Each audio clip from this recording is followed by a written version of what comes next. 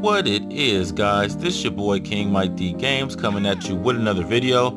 And in this video, as you can see by the title, I'm going to be talking about the PlayStation 1 Classic. All right, now the game footage you're watching here is Call of Duty, the Blackout mode, Call of Duty Black Ops 4, the Blackout mode. So I'm not going to take too much time. I'm just going to talk about it because it just was talked about like not long ago. So initially I did some research on it, and I'm just going to give my thoughts. Now, first and foremost, I just want to say, excuse the dang game screen recorder thing. I gotta find a better one that I can use that it doesn't say game screen recorder. It's annoying, and if you guys know of one, let me know please, because I just don't like looking at that white bar.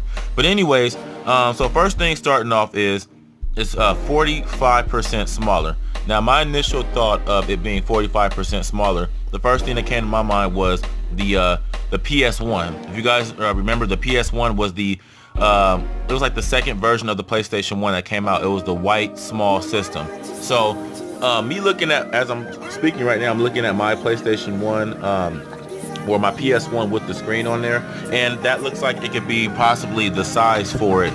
It could probably be about that size. So if you guys know anything about that PlayStation 1, you know it is fairly small. So that's my one guess about that. I'm thinking it's going to be small like that PlayStation 1, okay?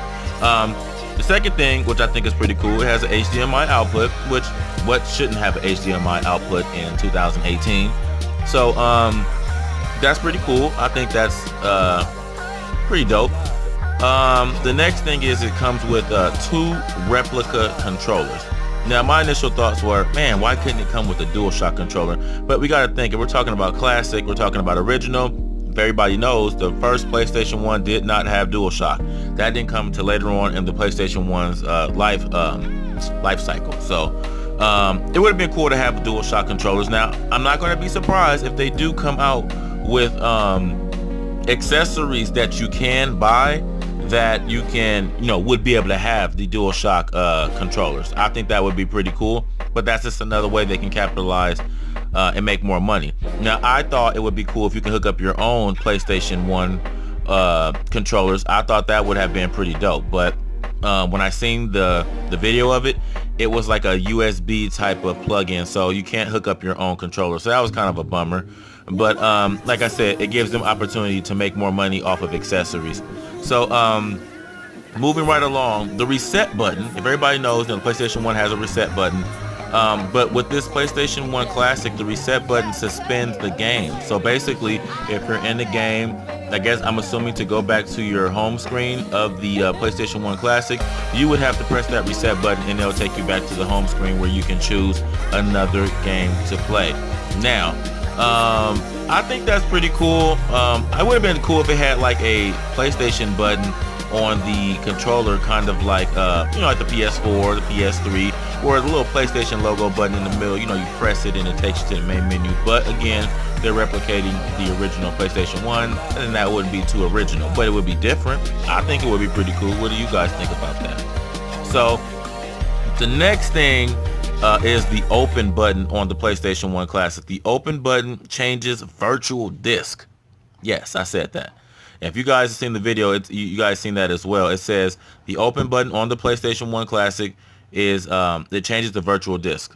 So that kind of confuses me a little bit, because I assume when it said the reset button suspends the game, okay, we know it gets you out of the game, but when you press the open button, it changes the game also as well. As it says, it changes the virtual disc. So you would think that it just moves on to the next game. Kind of confused on that. Kind of looking forward to that being explained, because that just kind of makes no sense to me, that you would press the open button to change virtual disc, but you can just press the reset button, and it will suspend the game and take you, ultimately back to the main menu. So that was that's pretty weird to me. The next thing is it comes with 20 preloaded games. Honestly, I would have expected a little more. I don't know why. Don't ask me why I would think. Well, I don't know. I just think I would expect it a little bit more. If you want to up the ante, if you're trying to do what Nintendo does, I mean, do it big, Put more games. Put more games so people can play the PlayStation Classic longer, because I feel like 20 games will get bored easily. You know, I mean, let's just be real. Like, and I don't think people will like to admit this as much as they would. PlayStation 1 had a lot of, they didn't, to me, well, I'm gonna put it this way. PlayStation 1 had a lot of good games, but in a way they didn't. They just had a lot of games. You know, kind of like the PlayStation 2. I believe the PlayStation 2 holds the record for the most games. And let's be real, we can count on two hands and two pairs of feet on how many great games that the PlayStation 2 actually has. Of course, they have a lot of hidden gems. We know that. But look, come on. We think of PlayStation 2. What do we think of? Think of Grand Theft Auto. What else do we think of? We think of, the Final Fantasy games. We think of, like the Def Jam, Fight for New Yorks and stuff like that. I mean, there's not very many games you can just name off to say that, hey, these are the ones that we would play. So that's just my opinion on that. I think it should have been a little bit more games. Maybe, but I think 30 would have been fine, man. Because you got plenty of options. I think 20 games would get bored easily. And I've seen some of the games and, they were all right. And last but not least, what I want to bring up was the price. The price is $100. Now, if it had more games, I guess I can justify it. And I guess a lot of people are going to get it for the nostalgia factor. Like, if you're a collector like me, you'll probably get it for the nostalgia factor. But think about it. You would never, if you're a collector, or if you have a PlayStation 1, you would never, ever really need to play this. I mean, unless the only benefit is, okay, yeah, they're all on the same console. You don't have to change the disc out. Okay, granted. But that's nothing. I feel like that's not a big deal. I just feel like it could have been more games. The $100 is kind of steep for me. I mean, you can go out and buy your own PlayStation 1 for like, you can go to a thrift store, $5 or $10 and get you a PlayStation 1. And I know a lot of people are going to say, well, still you would have to buy the games. Yeah, granted. But like I said, everybody's not a collector like me. So most of the games I'm pretty sure that they're going to have, I already have already. So there's just never a need for me to go out and get something like this, like I said, unless I'm getting it for collector purposes, which I probably will. I'm not going to lie. I'll probably have it for collector purposes, and I wouldn't open it unless I got two of them. I'll open it to show you guys. I mean, but other than that, I really don't care. I don't honestly care for it. I didn't care about the Nintendo Classic. I didn't care about the Super Nintendo Classic. I'm just being honest.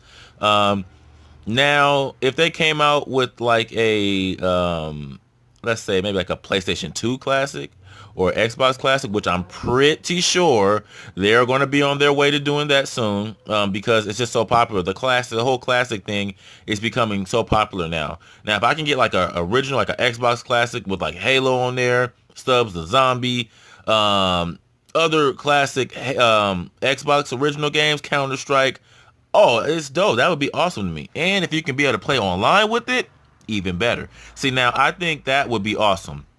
Like an original Xbox or a PlayStation 2 Classic, where you can play people online, where you can get on Wi-Fi and be able to play other people. Now that's taking it to the next level. That is dope to me. That's a game changer. So, yeah, I'm looking forward to the next generation of the classic, quote unquote systems that we can be able to interact and play with people online. That is a game changer to me. So yeah, guys, that was my thoughts on the PlayStation 1 Classic. Let me know in the comment section what you guys think. Your thoughts. Will you be picking it up? We still have some time. It comes out, it said in March, I believe. Did it say March? I believe it said March. I could be wrong. I wasn't paying that much attention. I think it said March of 2019. I could be wrong, but we'll see. Yeah, so let me know your thoughts. What do you think about it? Do you think it's worth it? Are you excited for it? Let me know. Peace out. Love you guys. And thank you guys again for watching my Emily Wants to Play video yesterday. I got pretty creeped out playing it. Thank you for all the support. Thank you for all the new subscribers. Shout out to Woodburyan. Shout out to Eric for President. Shout out to King and Queen Floyd.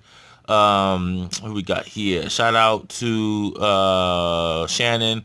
Shout out to, I don't want to leave nobody out. I feel terrible. I have this written down. But shout out to everybody. You know who you are. Everybody who watches me, I appreciate it. I love you guys. Peace out. Over and out.